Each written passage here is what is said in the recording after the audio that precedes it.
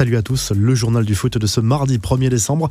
Retour de la Ligue des Champions. Ce mardi soir, l'OM reçoit l'Olympiakos à 21h au Vélodrome avec l'ambition de sauver l'honneur dans cette compétition et surtout de rester en course pour la 3e place dans ce groupe. Pour le moment, le bilan du club olympien est catastrophique. 4 matchs, 4 défaites et aucun but marqué. André Villas-Boas a fait preuve d'une réelle lucidité en conférence de presse. Je suis curieux de comprendre pourquoi toutes les équipes françaises, hormis le PSG et Lyon, ces dernières années, prennent de plein fouet l'impact de la Ligue des Champions.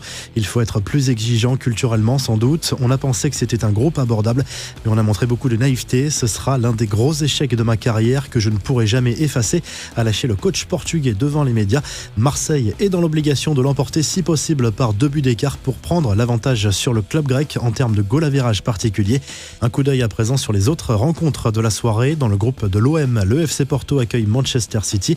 L'Inter Milan joue sa dernière carte sur le terrain du Borussia Mönchengladbach. Le Real Madrid sera en déplacement sur la pelouse du Shakhtar Donetsk.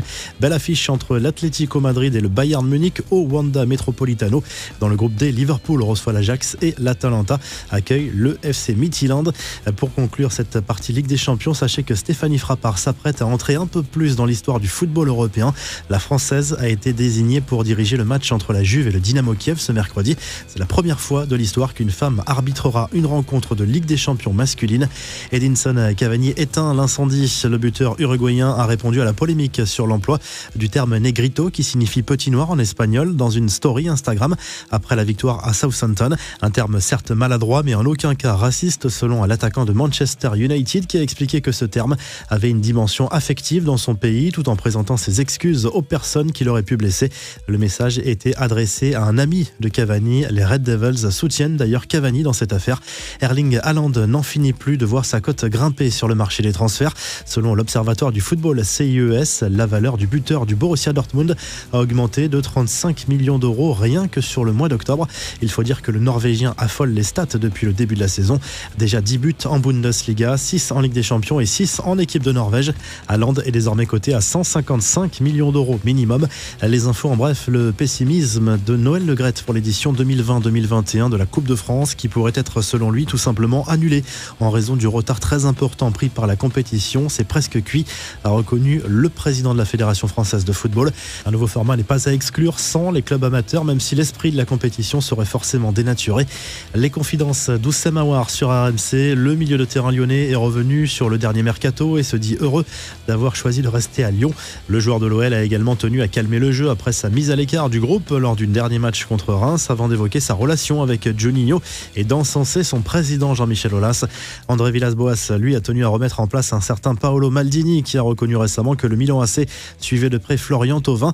Oui, ce n'est pas très gentil de sa part, mais bon, c'est normal, c'est Maldini. Il a le droit de dire ce qu'il veut, a ironisé le technicien portugais.